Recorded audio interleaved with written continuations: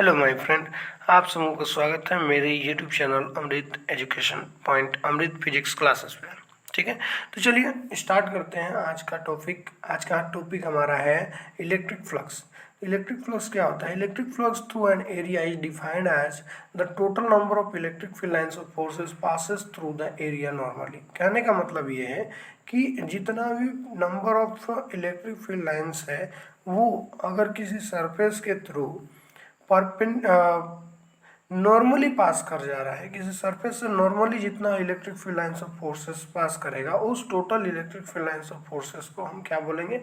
Electric flux बोलेंगे। ठीक है, now the electric flux through an small area element ds।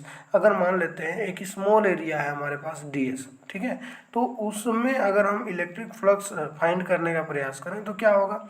Electric flux को हम लोग रिप्रेजेंट करते हैं डी फाई ई से, तो D phi E is equal to हो जाएगा ds dot E cos theta. यहाँ पे थीटा क्या है? Theta is the angle between E and ds। E और ds के बीच में इलेक्ट्रिक फील्ड इंटेंसिटी और स्मॉल एरिया एलिमेंट ds के बीच में क्या है? एंगल है। ठीक है, तो D phi is equal to क्या हो जाएगा? E D S cos theta हो जाएगा, है ना, E dot D E D S cos theta हो जाएगा।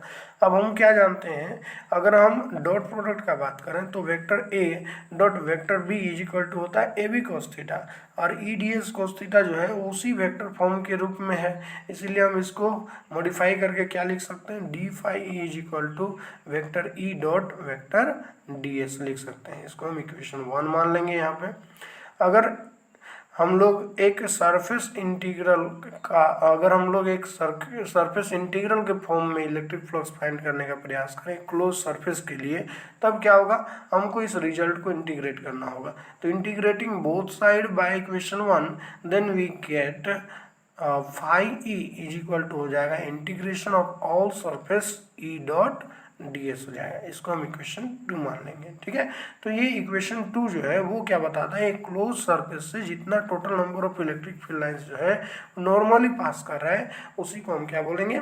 इलेक्ट्रिक फ्लक्स बोलेंगे, जो कि ये बतला रहा है। ठीक है, अब हम लोग आते हैं कि इलेक्ट्रिक फ्लक्स कैसा क्वांटिटी है।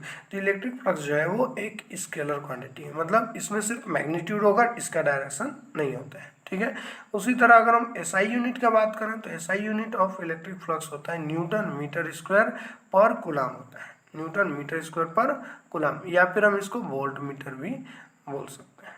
क्लियर है? जैसा कि आप फिगर में देख सकते हैं, एक क्लोज सरफेस है जिसमें से electric field lines of forces जो है वो नॉर्मली पास करते जा रहा है। डीएस क्या है? इसका एक स्मॉल एरिया एलिमेंट माना गया है। ठीक है, चलिए आज हम लोग डिस्कस करेंगे इलेक्ट्रिक फ्लक्स डेंसिटी के बारे में। तो electric flux density is defined as the number of electric lines of forces crossing unit area held perpendicular to the electric lines of forces which passes through the centre of area.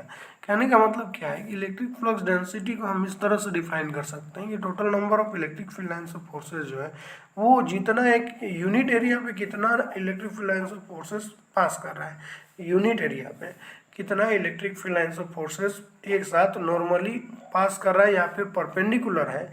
ठीक है, तो उसको हम बोलेंगे electric flux density.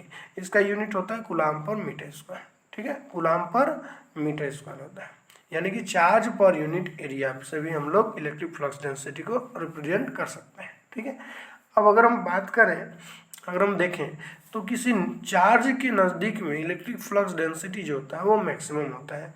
वहीं पे हम अगर पिछले चैप्टर में पढ़ चुके हैं इलेक्ट्रिक फील्ड इंटेंसिटी में, इलेक्ट्रिक फील्ड जो होता है, इंटेंसिटी जो होता है वो मैक्सिमम होता है किसी चार्ज के नज़दीक में।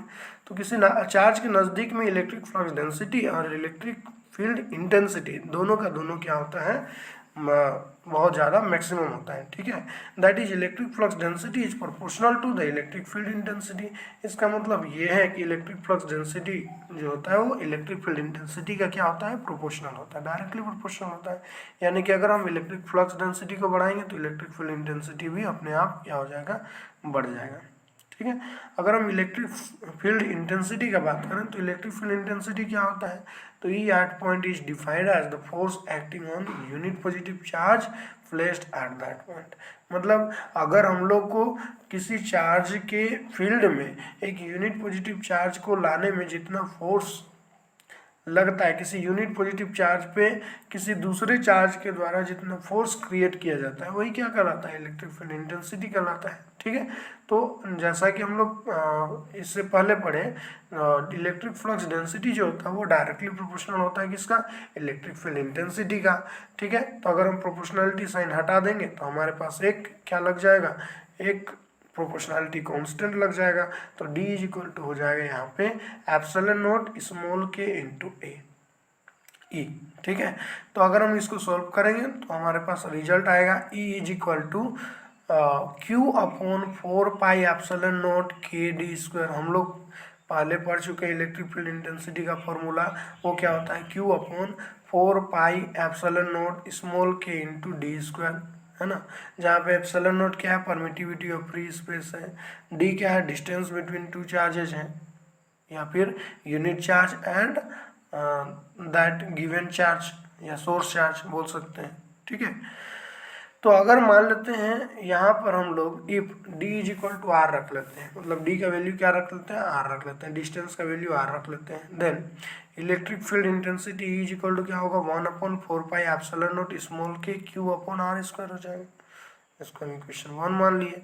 ठीक है, देन क्या हो जाएगा, consider a point charge Q at origin of this enclosed by spherical surface of radius r, then by symmetry d due to have a constant magnitude over the surface and is everywhere normal to the surface, since total flux out of closed surface is equal to the net charge within that surface। कहने का मतलब क्या है कि अगर हम लोग electric flux, total electric flux किसी क्लोज सरफेस के बारे में, क्लोज सरफेस का निकालना चाहते हैं तो वो किसके इक्वल होता है, नेट चार्ज का इक्वल होता है जो कि उस सरफेस पे दिया हुआ होता है। ठीक है, तो net charge Q is equal to हो जाएगा 4 pi R square into D. तो D इज इक्वल टू हम क्या निकाल सकते हैं, Q upon 4 pi R square. इसको हम इक्वेशन 2 मान लेंगे। देन क्या करेंगे, हम कंपेयर करेंगे इक्वेशन 1 एंड 2 को, तो हमको जो रिजल्ट मिलेगा वो क्या मिलेगा, D is equal to epsilon naught K E. तो अगर हम लोग, या फिर हम इसको D is equal to epsilon into E भी लिख सकते हैं। ठीक है, तो इस तरह से हम लोग जो है इलेक्ट्रिक फ्लक्स डेंसिटी को डिफाइन करते हैं। ठीक है, एक बार और हम इलेक्ट्रिक फ्लक्स डेंसिटी को बताना चाहेंगे।